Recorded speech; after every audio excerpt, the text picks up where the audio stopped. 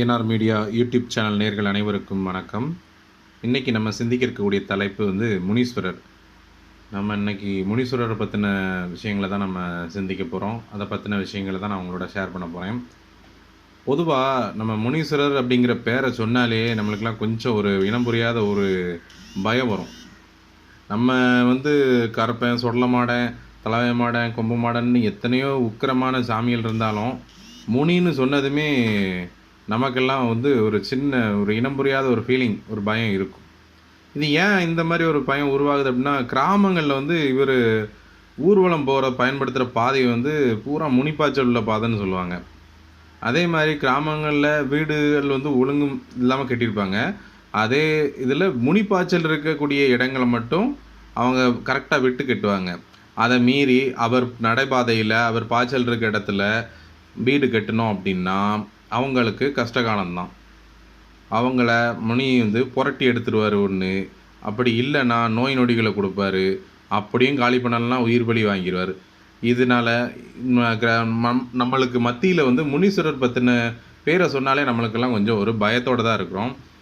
இதை விட இன்னொரு விஷயம் என்னென்னா, எத்தனையோ சாமியாடிகள் ஊருக்குள்ளே இருந்தாலும் முனீஸ்வரர் ஆடுற சாமியாடிகளுக்கு ஒரு தனி பவர் தான். ஆனால் இவங்க கொஞ்சம் கம்மியாக தான் இருப்பாங்க. அதிகமான ஆள் மேலே முனீஸ்வரர் வராது. ஏன்னா இவங்க தொட்டு கொடுக்கக்கூடிய விபூதிக்கு பயங்கர சக்தி இருக்கும். பேய்களை கட்டுப்படுத்தக்கூடிய ஒரு சக்தி. அதை எந்த காரியத்தை நினச்சி போனாலும் அது நல்ல வெற்றியாக முடியும். அதனால் இவங்க முனீஸ்வரர் சாமி ஆடுறவங்களுக்கு இந்த ஒரு பவர் இருக்கும். ஆனால் இவங்களுக்கு ஒரு பெரிய பிரச்சனை இருக்குது. என்ன அப்படின்னா, குடும்ப வாழ்க்கையில் சந்தோஷமாக ஈடுபட முடியாது எல்லாரையும் மாறியும்.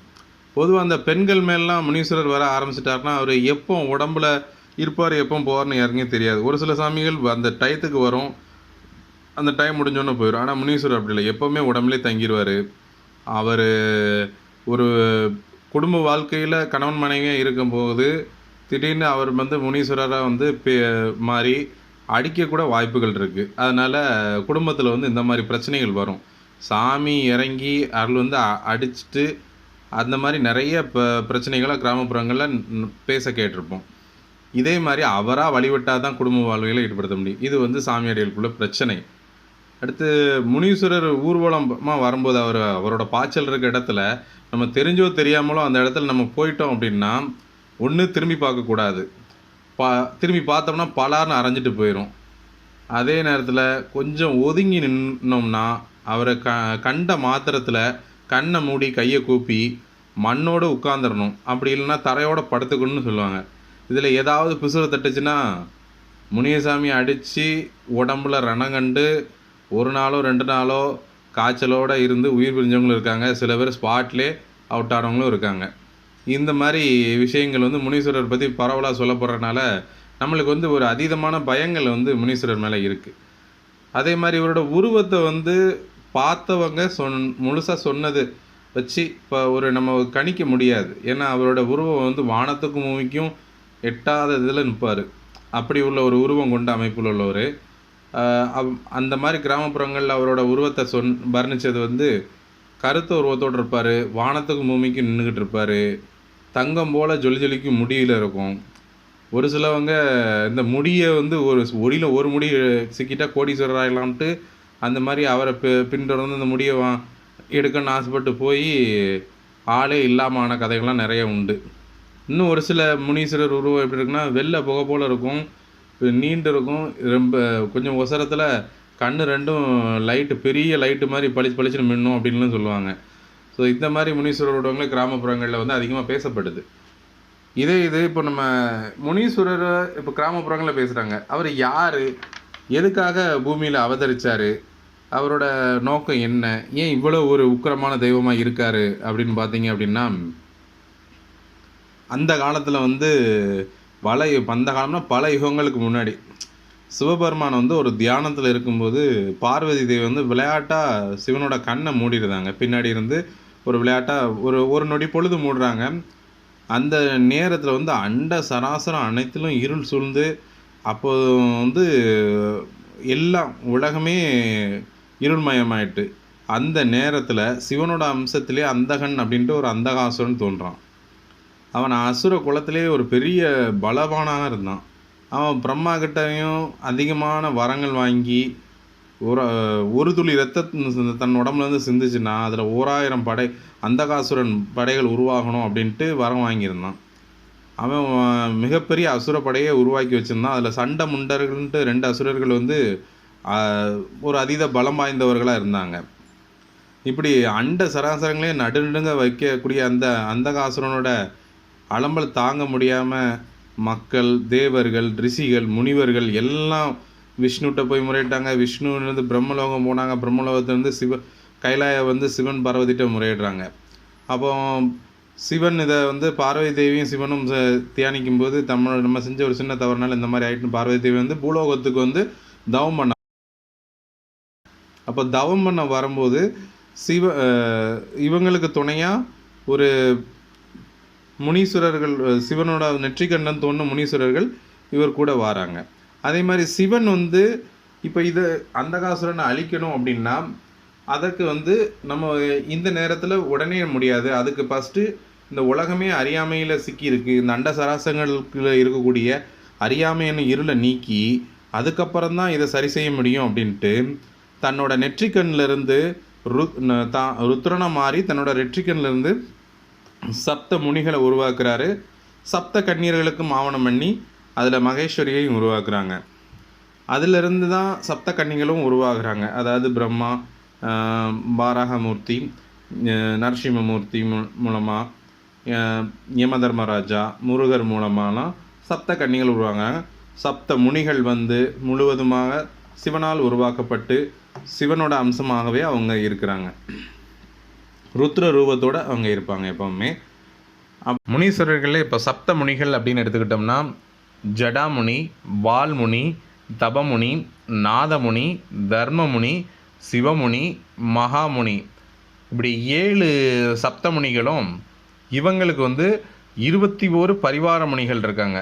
அதாவது முனியாண்டி, பாண்டிமுனி, செம்முனி, கருமுனி, கொடுமுனி, தங்கமுனி, வேதமுனி, முத்துமுனி, லாடமுனி, சட்டைமுனி, அந்தனமுனி, கோரன்முனி, கொங்குமுனி, யோகமுனி, பழையமுனி, கோட்டைமுனி, பாதாளமுனி, அக்னிமுனி, ராஜமுனி, சாமமுனி, நொண்டிமுனி, இப்படி 21 பரிவார முனிகளும் சேர்ந்து தான் முனீஸ்வரர் வேட்டைக்கு போகும்போது இந்த 7 முனி 21 பரிவாரங்களும் சேர்ந்து தான் வேட்டைக்கு போவாங்க. அதனால தான் அவ்வளோ ஆக்ரோஷமான ஒரு முனி பாய்ச்சலாக பார்க்க. முதல்ல வந்து அறியாமையான இருளை நீக்கிறதுக்கு என்ன பண்ணுறாரு அப்படின்னா சிவன் வந்து பிரம்மதேவரோட மானச புத்திரர்களான சனகர், சந்தனர், சனாதனர், சந்தனகுமாரர், இந்த மாதிரி 4 முனிவர்களையும் சிவன் அழைத்து சிவன் வந்து தென் திசை நோக்கி அமர்ந்து அவர்களுக்கு ஞானத்தை போதிக்கிறார். அதன் மூலமாக தான் வேதங்களும் இதிகாசங்களும் தோன்றுகிறது. சிவபெருமானோட ஞான வடிவமே தட்சிணாமூர்த்தி ஆவார். இந்த மாதிரி சிவபெருமான் வந்து தட்சிணாமூர்த்தியை மாறி தென் திசை நோக்கி அமர்ந்து அவர்களுக்கெல்லாம் ஞானத்தை போதித்ததுனால, அதாவது இந்த முனிவர்களுக்கு ஞானத்தை போதித்தனால, முனிவர்களுக்கெல்லாம் ஈஸ்வரனாக இருந்து ஞானத்தை போதித்தனால் முனீஸ்வரன் என்ற பெயர் பெற்றார். அதே போல பார்வதி தேவி பூலோகம் சென்று பச்சையம்மன் ரூபம் கொண்டு தவம் செய்கிறார். அதற்கு காவலாக சிவனோட நெற்றிக்கண்ணிலிருந்து தோன்றிய முனிகளும் அதே போல தன்னோட தமையனான விஷ்ணு பகவான் வந்து உருவான முனீஸ்வரனான வால்முனீஸ்வரரும் அம்மனோட பாராங்க.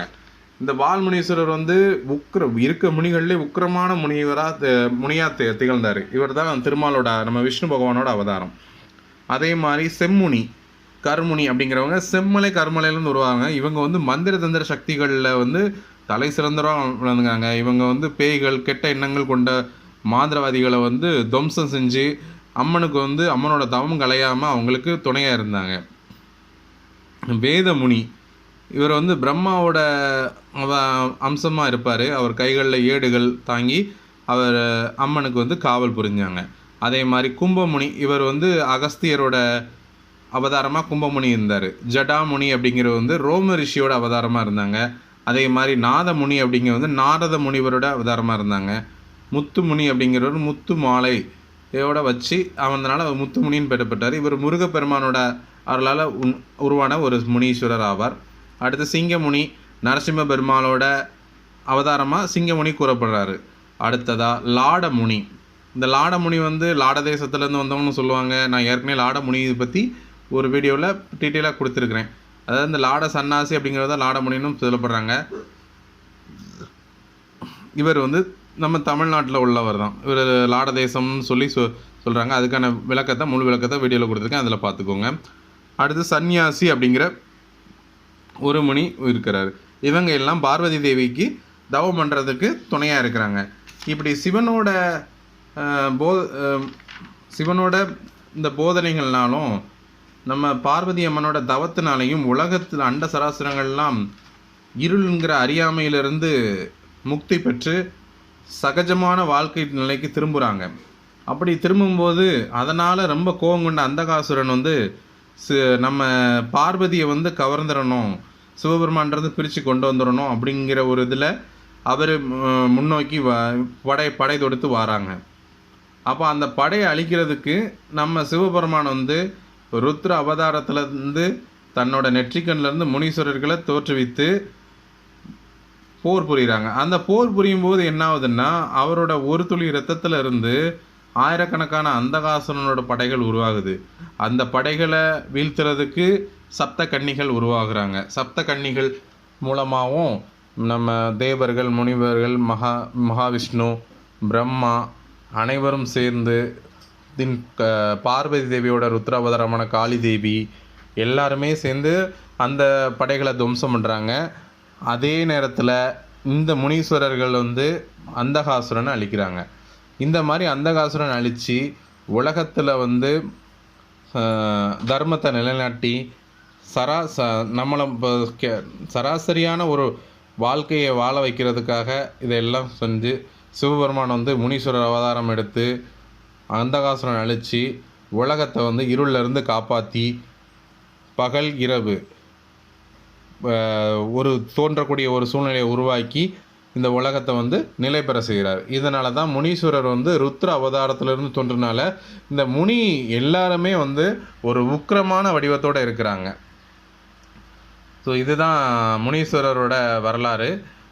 இந்த வீடியோ உங்களுக்கு பிடிச்சிருந்துச்சுன்னா இந்த வீடியோவை வந்து லைக் பண்ணுங்கள். வேறு எதுவும் உங்களுக்கு சந்தேகங்கள் இருந்துச்சுன்னா இதில் கமெண்ட் பண்ணுங்கள். எங்கள் வீடியோவை வந்து ரொம்ப லைக் பண்ணி பார்த்தீங்கன்னா உங்களுக்கு தெரிஞ்ச ஃப்ரெண்ட்ஸுக்கு இந்த மாதிரி ஆன்மீக தகவல்கள் யாருக்கும் ஷேர் பண்ணணும்னா வீடியோ ஷேர் பண்ணுங்கள். Thank you friends.